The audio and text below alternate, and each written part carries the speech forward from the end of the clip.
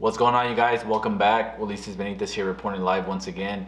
I appreciate you guys tuning in and all the continuous support, all the positive comments and feedback. I appreciate your guys' input.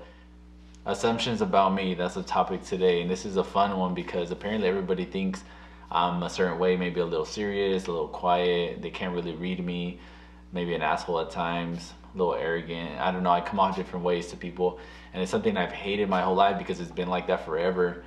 And, I'm not gonna lie, in the beginning when I was younger, I was very shy, very, quiet. So it was hard for people to really get to know me. And as time went by and I started kind of like, obviously through my barber career, I started talking to people, right? And it was something that I had no choice but to do.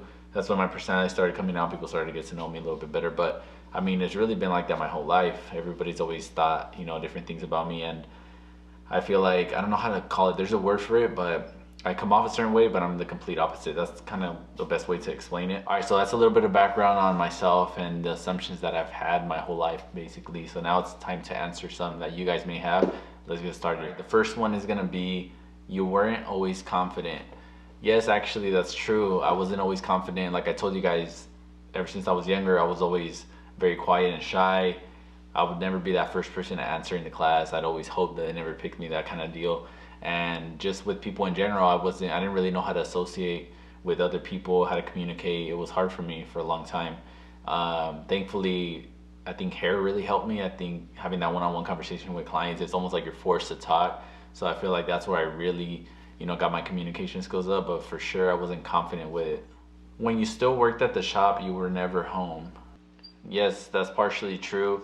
In the beginning when I first started my shop, and even before I got my shop, I was just like a workaholic 24/7. I felt like I was just always about here, trying to be at the shop all the time, trying to fit everybody in. I didn't really care about what I had going on back home, but of course that was before kids. When I started my shop, I was still kind of like that, but I knew I had to tone it down because I had a team to worry about now. So now I couldn't just focus on myself. I had to make sure everybody else was good around me. And I toned it down a bit. And then once I had my first baby, that's when I was like, okay, I'm gonna tone it down a notch. I think I was only at the shop maybe like 3 or 4 days. That was a hard transition though. And then when my daughter came, that's when I really toned it down. Like, assumption number 3, you're machista. So if you guys don't know what machista is, it's, man, how can I explain it? It's just being very strict, always wanting it your way as a male, not really wanting, the woman to do different things other than what they're meant to do, supposedly like the old school way, like cook, clean, wash your clothes, things like that, like be a machista in that sense, maybe. But no, I'm not actually. I'm not like that at all. Maybe because I'm serious, people think I would be, but I'm really not. My dad was like that, and I think he chilled as of late, but I feel like every Mexican dad's been like that. So the next assumption is that I get mad super easy. No, I don't. Actually, I'm super chill, very mellow, very passive with a lot of things, especially when it comes to things that aren't worth fighting about or getting mad at. Don't get me wrong, I do get mad at things. The problem with me is that I'm just afraid to say it sometimes. I'm just very like, how can I say it? I think about it too much to the point where I just don't even talk about it. And then maybe it comes up again and I get mad, but I don't get mad about things that quick. It takes a lot for me to get really, really mad. And maybe bothered is another word too, but not necessarily mad. I feel like I'm very, very chill with a lot of things. All right, so the next assumption is that I'm reserved. And I would say, yes, that's partially true. Not all the way though. I don't completely like block everybody off, but I like to be to myself and focus on my things. I really don't like talking about, what I do too much to, just anybody. I think that should be something everybody should be like. Of course, if you have your friends and stuff, like you could be open with them if they're, good people and stuff like that. But I would say I am a reserved person for sure. That's why I feel like it took so long for you guys to also get to know me, because for a long time I was very, having this shield in front of me where I didn't really want people to know, how I was, how I went about things. The next assumption is you were a fuckboy in high school. Actually, I wasn't. I don't know why. I should have been, huh?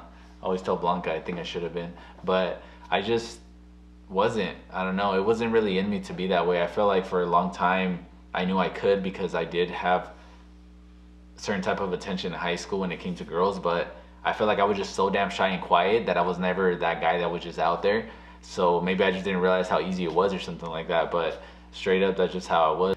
It's weird, like I said, it goes back to me being quiet and shy. that I feel like I just wouldn't approach girls first. I would always kind of walk by.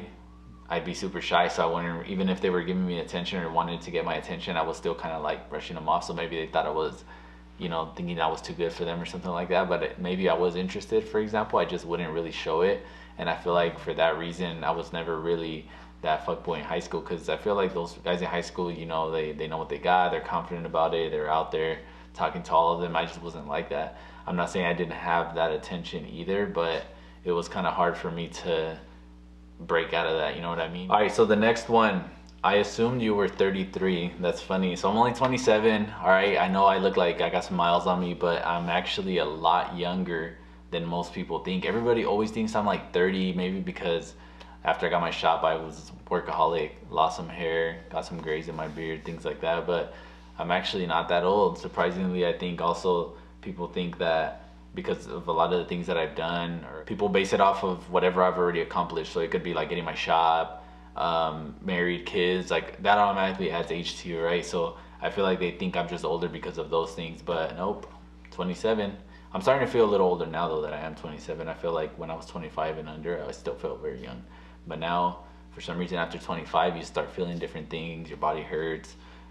You feel like something's always wrong with you, or you just wake up with pain for no reason, things like that. But 27, not 33. All right, next assumption.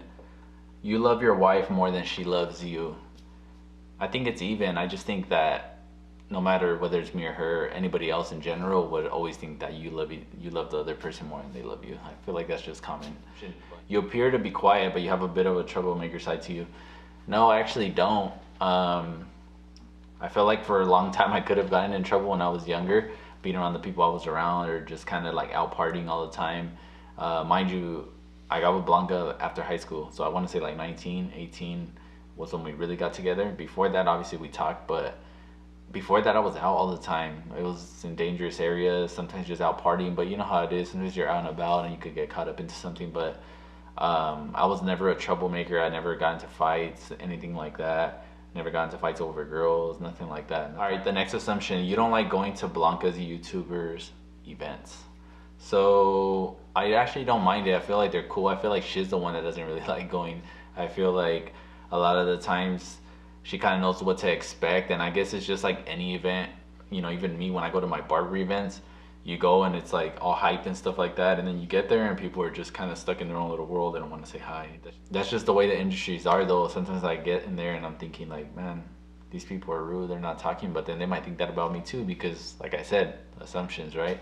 And the events aren't bad though. I actually don't mind going. I like supporting her, and whenever they're there, you know, and if she wants to go and it's something that we could do together, it's cool, it's fun. The next assumption, you're always positive. I would say, yeah, for the most part I am. Of course, everybody has their days where they're not really as positive over certain situations, but I feel like the only time I'm like that is if I'm frustrated over something. Maybe I'll think like, man, this happened to me because of this, or now it all makes sense. But it's good to just keep all the negative vibes away, only bring the positive stuff. And for the most part, every single day, no matter what, I always try to remain positive over everything, because like I said in my Q&A video, you have the option of being positive or negative over situations, and we can't always control those things, but it has to get done either way, so you might as well do it in a positive mindset. All right, the next assumption, you don't like to drink or party. All right, so this is the thing with drinking and partying. Like I told you guys, I used to do it a lot when I was anywhere from like 16 to about 18, 19, right? And I got over it. That's when I got with Blanca. I decided to really just be like, oh, I want a girlfriend now, and I want to, you know, be more chill. But after that, we still partied, and I do enjoy it. Actually, I do like it. Now I feel like I'm a selective drinker, and I feel like just in occasions I like to turn up. Sometimes it depends who you're with too. So, I don't know. To me, I don't feel it all the time. You get me? So it's hard for me to just go out and drink and have a blast. At certain days I'm feeling myself, other days I'm not. But it just depends on where I'm at. So I like to drink when I'm celebrating something, or when there's things that I'm looking forward to. But if I'm just drinking a drink, it's kind of hard for me to get in the mood at times. I think about the next day a lot. Maybe not because I'm a dad or something. I don't know what it is. That you're chill and calm about most things, even under difficult circumstances. Yeah, and I feel like what we're going through right now is a perfect example. I feel like I'm pretty chill about a lot of things. Like I said, I always like to just look at, okay, well, you know what, it could be worse, or we're good, we're gonna get past this. I always tell myself in my mind, like, man, I'm built for this. Like, these are the situations where I thrive in because I feel like I'm proactive with things. So I know how to automatically adapt to something and just make the best out of it. And I feel like a lot of people have trouble with adapting to situations. They feel like the world's just falling down on them, and then you're just all bringing all those things into your mind and you make yourself crazy. I really believe in that, and it's all right here, you guys, look, in your head. All right, so the next one is eres enojón. So for those that don't speak Spanish, that means that I'm just an angry person. No, I'm not. It's just my face, all right? That face right there. So I'm actually very chill, make people laugh a lot. I feel like I'm a funny person. I have a dry humor. I feel like I joke a lot with my clients whenever I had them, or even the people around me. They just know how I am, and I'm not an angry person at all, actually. It's just the way I look, and that goes back to my mom, because my mom has that look. Family just has that look on her side, so it kind of just shifted over, and I got blessed with it. All right, so the next one is, are you just Mexican? And yes, I am just Mexican. But I did do a video on my Instagram not too long ago, and I was doing a poll of what they think I look like, because forever since I was younger, nobody would ever talk to me in Spanish. Everybody always talked to me in English. So I'm like, what do I look like then? You know, am I white? Like, what is it?